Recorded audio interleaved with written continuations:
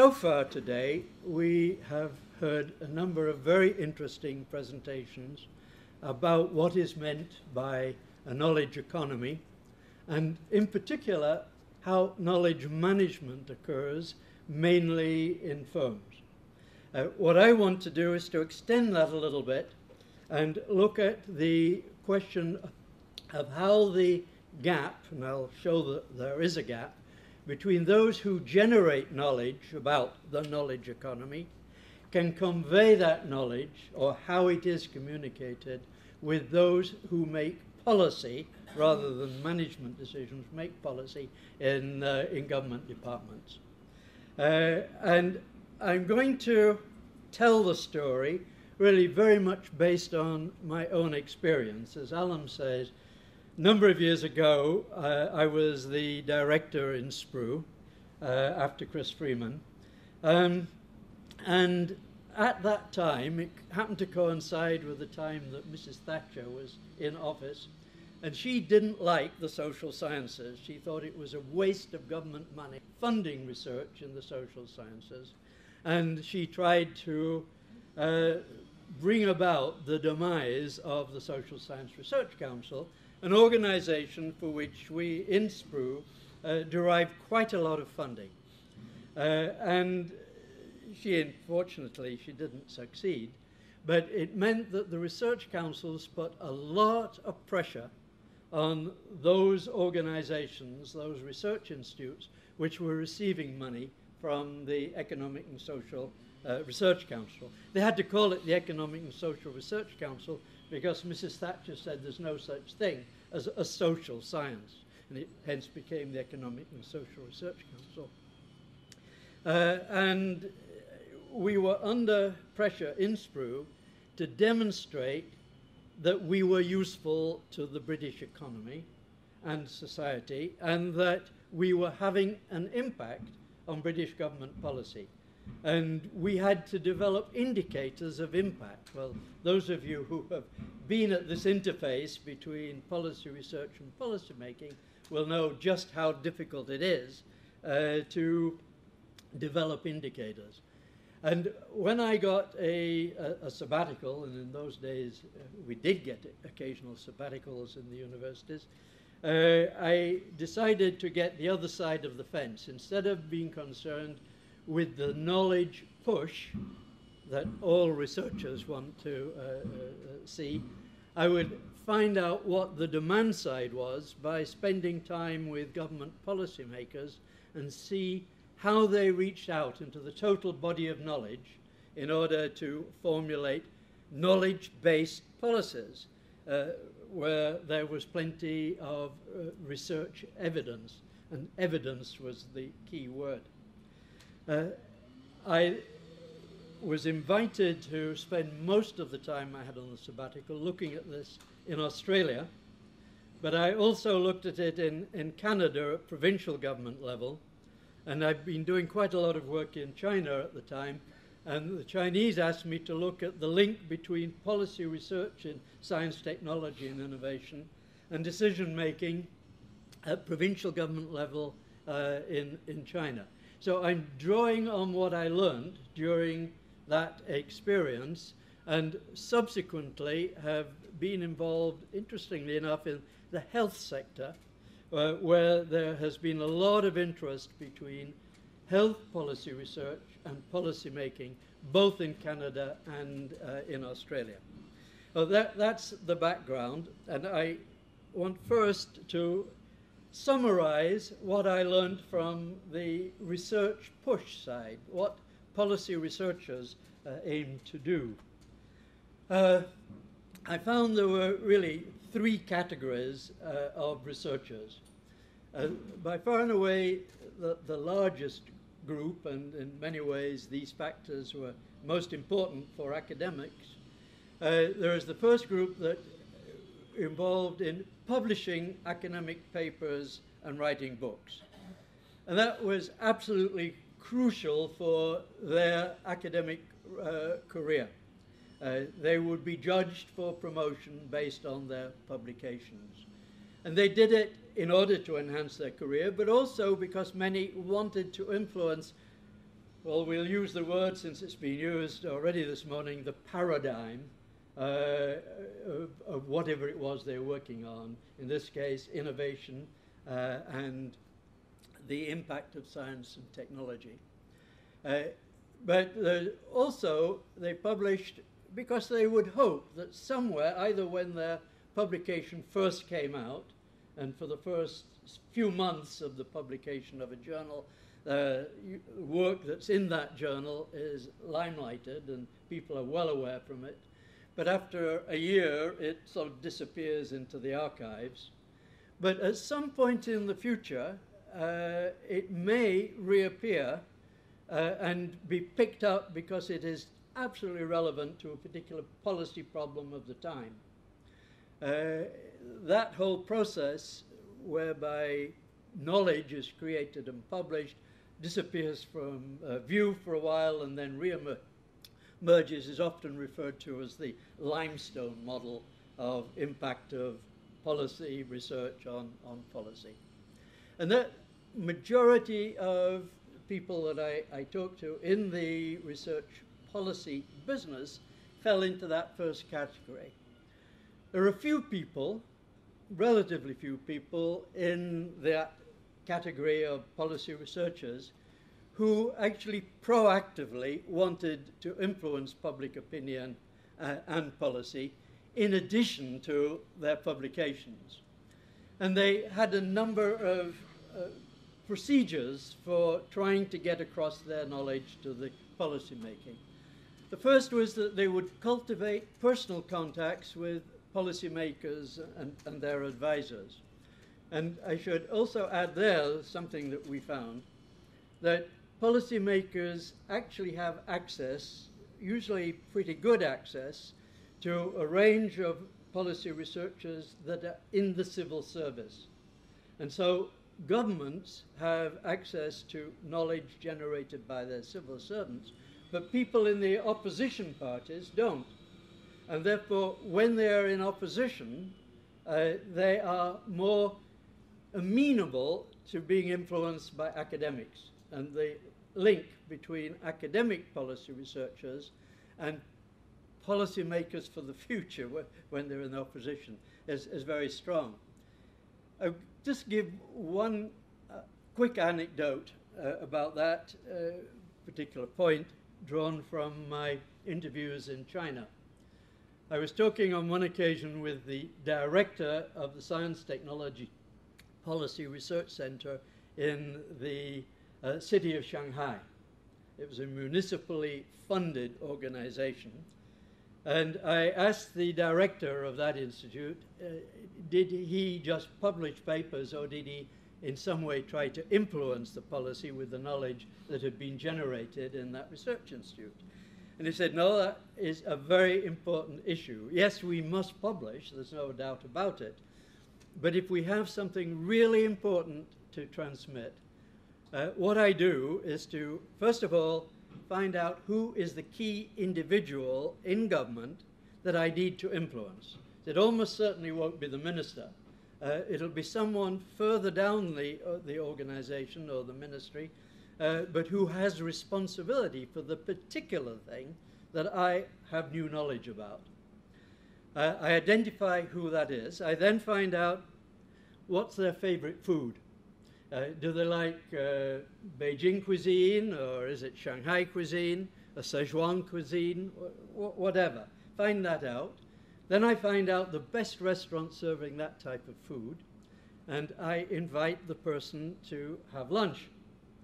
Then the next challenge is to know when, in the course of the hour, an hour and a half we have, I should introduce the knowledge which I want to really influence them with. And having decided on that, then I launch forth and tell them the story. And I mentioned this to some of the policy makers in the UK, and they said, actually, it's a very good idea. I tried to persuade SPRU to let me have a budget for entertainment, but never succeeded in that one. But anyway, that's that. The people in this category also write articles for newspapers and try and influence public opinion. They appear on television and radio and become the gurus, the people that are always consulted, and you get your own story in when you appear on those occasions. What we did in SPRU was to welcome the visit of policymakers to the department or research centre, and in particular, part of our indicators, how many ministers had asked to come and visit SPRU during that year. Had they come with their officials or without them? How many trade union leaders had asked to come to be briefed in the course of that time? And as I said, we also developed indicators of policy impact.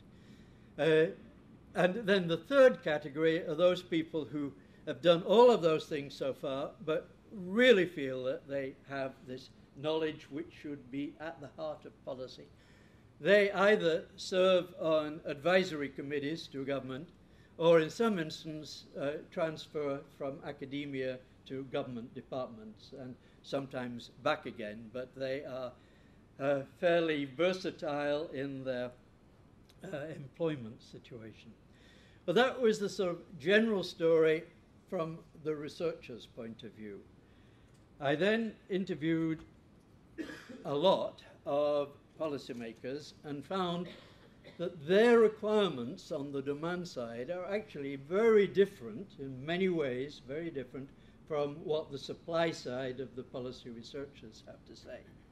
And one of the first things that I discovered, and this was common in all of the countries, whether it was the UK, Canada, Australia, or China, was that the policymakers pointed out that there are different timelines along which they need knowledge and advice. There's the one day between the time that they are aware of a particular problem where they want knowledge, and so it has to be immediate. The second is that in many instances they said that they had about 3 weeks notice between the time that they identified an issue and a problem and the time when they must have a solution for it. And then finally there's the 1 year plus. And they said that in many ways is the easiest because we can subcontract to a university department to do some knowledge, generate the knowledge on it, or we can go to one of our science councils or innovation bodies. The second thing was that they were interested in knowledge and not information, and that's come through very clearly in the discussions we've had so far today. They are bombarded with information the whole time, and that is too much. It's a surfeit of information. They need knowledge. Now, it's interesting how they define knowledge. For them, and again this was true across the different countries, for them the knowledge was the information that is relevant to the decision and policy that they have to make. It's what is synthesized so it is relevant to their immediate needs. The third thing was that they needed to be able to trust the advice and the knowledge, the synthesis of the information, and it should come from authoritative sources of knowledge which they can trust. And that word trust came up every time that I had an interview. They were interested also sometimes in the generic, what's happening at a global level and what's specific to their own country. So both of those sorts of knowledge were required. And almost invariably, one would be asked by the policymakers how to access the knowledge relevant to their particular problem from other organizations and countries from around the world. And so some way in which that can succinctly be brought to the attention within the timelines that they have was a key issue. And finally, and this I think is becoming more important, the views of stakeholders to potential advice relating to whatever issue they're looking at. This is where the political considerations of policymaker come in. And for example, what are the views, how is this policy going to impact on the poor? What are the environmental implications of following this policy? What are the differential impact of the policies on lives of men and women, the gender dimension to it all? And how can one test the ideas which have come from the policy researchers and the synthesis of those ideas to different stakeholders? Well, it became clear that the supply side and the demand side for knowledge were not in harmony. They had different needs, the suppliers, the policy researchers, from the policy making community. There was some overlap, but it was haphazard. And it seemed that what was required was some form of intermediary, something that could take the information pertinent to the policymakers' problems and generate the knowledge relevant for those particular problems, and to do it in a timely way. And I found that within many countries, the word for those intermediaries became knowledge brokers. Now, some people didn't like the term knowledge broker, but that was basically what it was that they were. They were intermediaries. So I say, who are the knowledge brokers? They're the people who synthesize the knowledge, perhaps find the publication that was published 5 years ago by a particular researcher, and they then realize it's relevant. And there are many different types of these intermediaries, or these knowledge brokers. Very clear that the World Wide Web has made a world of difference to how people, particularly in the short term, the 1 day or the 3-week supply, can access knowledge. It's not necessarily from trusted sources, but it might be the best that's available. And I'm sure all of you have used, to your own advantage, Google.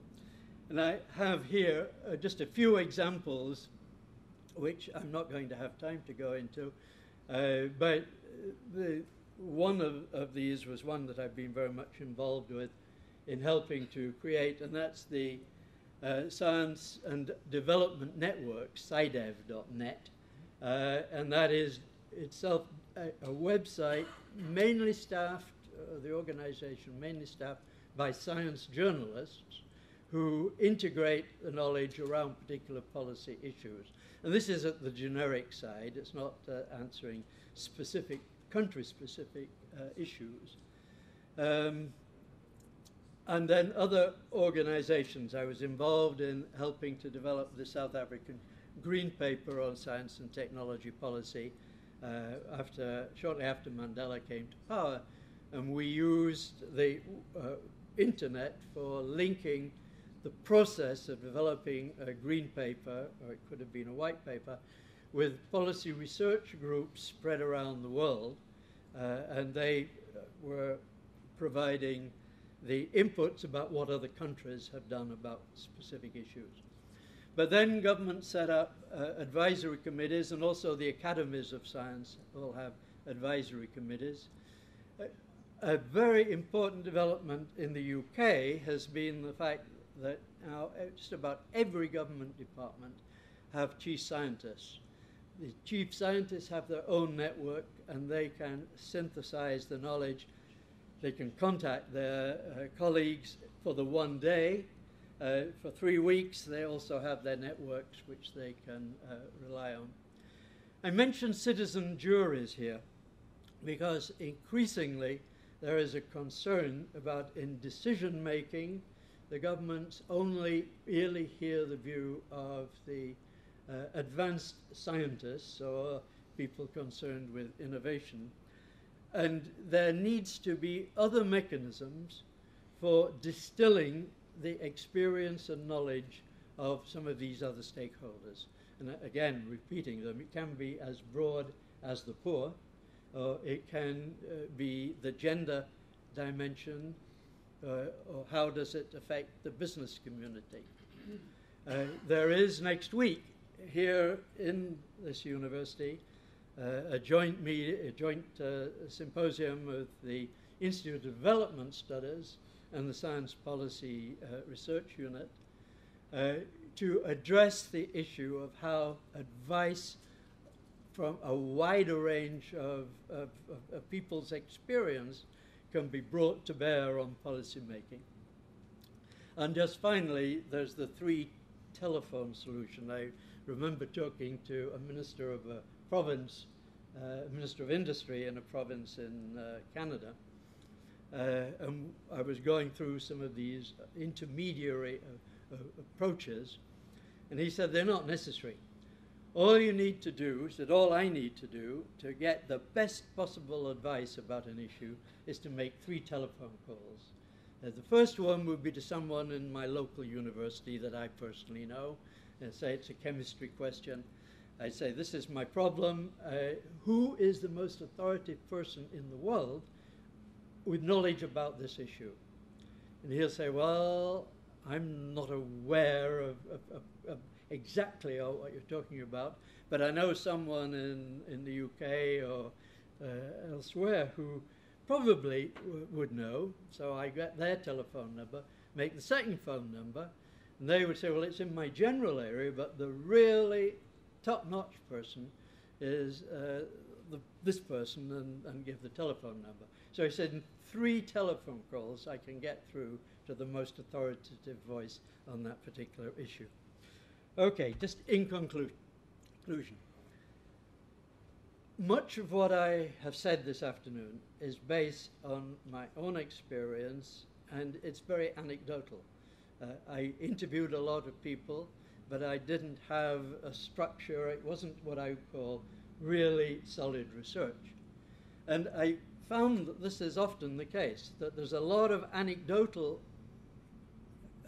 material about how you bridge the policy research community and the policy making community, and relatively little research. Also, what has become clear, people used to talk a lot about how you get integration and exchanges between the policy researchers and the policy makers. I would now add we have to do that and include the knowledge brokers, because they, I believe, are an essential part of the whole story.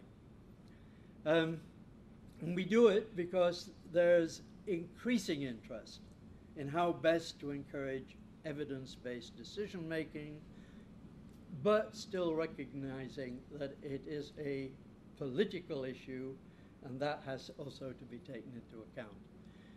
That, I've told you, is the story. What I should have said at the very beginning is that my experience of the MENA region is largely in the 1970s, totally out of date to today's issues. And so I leave it to you to decide whether there is any relevance in that experience, and if so, what that relevance might be to the Middle East and North Africa. Well, thank you very much.